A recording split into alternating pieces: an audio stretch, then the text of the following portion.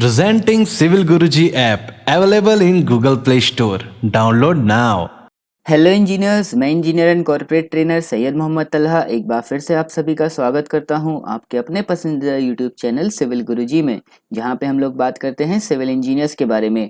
Engineers, आज का video lecture बहुत ही इंपॉर्टेंट होगा क्योंकि आज हम बात करने वाले हैं डिटेल पर फुटिंग के बारे में कि इंजीनियर्स फुटिंग होती क्या है, क्यों हमें इसको प्रोवाइड करने की ज़रूरत पड़ती है, इसका मेन फंक्शन क्या क्या होता है और कितने टाइप्स की फुटिंग जनरली हम लोग यूज़ करते हैं अपने बिल्डिंग कंस्ट्रक्शन में। ये सारी चीज़ें हम लोग डिटेल पर आज इस वीडियो लेक्चर में हम समझेंगे, तो बने रहिएगा वीडियो के एंड तक। चलिए वीडियो को स्टार्ट करते हैं।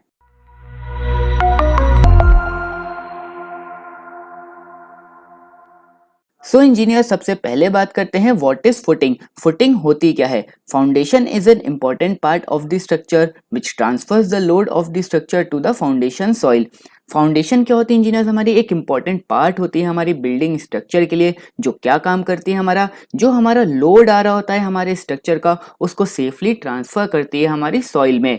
The foundation distributes the load over a large area so that pressure on the soil does not exceeds its allowable bearing capacity and restricts the settlement of the structure within the permissible limits। Foundation क्या करती है engineers? जो हमारा load आ रहा होता है उसको large area पर डिस्ट्रीब्यूट करने में मदद करती है, जिसकी वजह से जो हमारे सॉइल के ऊपर प्रेशर एक्ट करता है वो हमारा एक्सीड नहीं करता उसकी बेयरिंग कैपेसिटी के कंपैरिजन में, जिसकी वजह से क्या होता है इंजीनियर्स, हमारा जो सॉइल का सेटलमेंट है वो हमारा एक परमिसिबल लिमिट में वेरी करता है। उसी के साथ साथ क्या होता है engineers, foundation increase the stability of the structure. Foundation और क्या करती है? हमारी स्टेबिलिटी को इंक्रीज करती है हमारे स्ट्रक्चर की, हमारे स्ट्रक्चर को स्टेबल बनाती है। उसके बाद engineers, the settlement of the structure should be as uniform as possible and it should be within the tolerable limits. और जो सेटलमेंट होता है इंजीनियर्स हमारे स्ट्रक्चर का, जैसे जैसे टाइम बीतता जाता है वैसे वैसे हमारा जो लोड होता है उसकी वजह से जो हमारा पूरा बिल्डिंग होता है वो सेटल होना लगता है। इसी सेटलमेंट को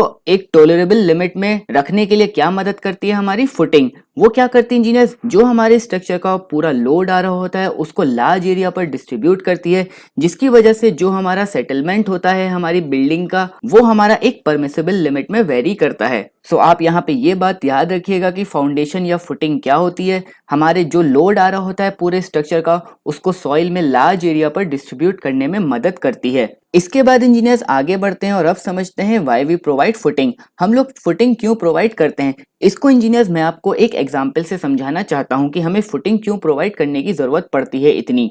in simple words, consider 1 m cube of concrete weight that is 2400 kg to 2600 kg depending on mix. Consider करिए इंजीनियर्स आप 1 m क्यूब कंक्रीट जिसका वेट कितना होता है 2400 kg टू 2600 kg के बीच में, और ये डिपेंड किस पे करता है कि आप कौन सा मिक्स डिजाइन यूज कर रहे हैं, मतलब कि M20 ग्रेड यूज कर रहे हैं, M25 यूज कर रहे हैं या M30 grade of concrete use कर रहे हैं, उसके ऊपर इंजीनियर्स ये वेट वेरी करता है हमारा 1 m क्यूब कंक्रीट का। Think for a 2 story building. अब आप 2 स्टोरी बिल्डिंग का सोचिए कितना कंक्रीट लगेगा, उसी के साथ साथ उसमें कितनी क्वांटिटी में हमारी स्टील बार्स लगेंगी और हमारा जो बिल्डिंग का लोड है वो कितना वेरी करेगा उसके अकॉर्डिंग एक बिल्डिंग को बनाने के लिए।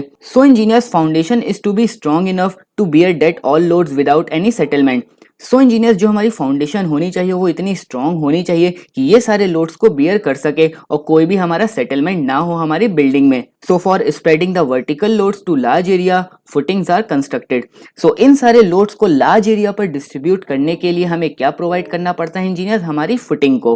सो आई होप इंजीनियर्स इस एग्जाम्पल से आपको समझ में आ चुका होगा कि हम लोग फुटिंग को क्यों प्रोवाइड करते हैं और क्यों हमारी फुटिंग इतनी इंपॉर्टेंट पार्ट होती है हमारे बिल्डिंग कंस्ट्रक्शन में। जैसे इंजीनियर्स हर एक इंसान के लिए एक बेस होना बहुत जरूरी है, वहीं से वो एक इंसान शुरुआत करता है। अगर बेस मजबूत होगा किसी इंसान का तो वैसे ही उसका आगे फ्यूचर भी इतना ही ब्राइट होगा। इसी वजह से फुटिंग भी हमारे बिल्डिंग कंस्ट्रक्शन का एक बेस होता है। अगर बेस स्ट्रांग होगा इंजीनियर्स तो हमारा जो स्ट्रक्चर है उसका भी लाइफ स्पैन हमारा इंक्रीज करेगा और कोई भी सेटलमेंट नहीं होगा और कोई भी हमारा स्ट्रक्चर फेलियर भी नहीं होगा अगर हमारी फुटिंग अच्छी खासी स्ट्रांग होगी उन सारे लोड्स को बियर करने के लिए। इसके बाद इंजीनियर्स आगे बढ़ते हैं और सबसे पहले समझते हैं कि मेन फंक्शन क्या होता है हमारी फुटिंग का। सो इंजीनियर, सबसे पहला फंक्शन क्या होता है इंजीनियर? हमारा डिस्ट्रीब्यूशन ऑफ लोड।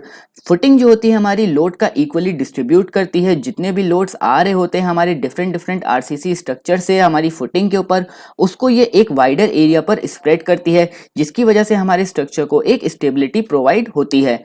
उसके बाद जो सेकंड फंक्शन होता है हमारी फुटिंग का, वो क्या होता है इंजीनियर्स, हमारा stability against sliding and overturning. Sliding के अगेंस्ट और ओवरटर्निंग के अगेंस्ट हमारी जो फुटिंग होती है वो हमारे स्ट्रक्चर को एक स्टेबिलिटी प्रोवाइड करती है, जैसे कि आप लोग यहाँ पर इमेज में भी देख पा रहे हैं।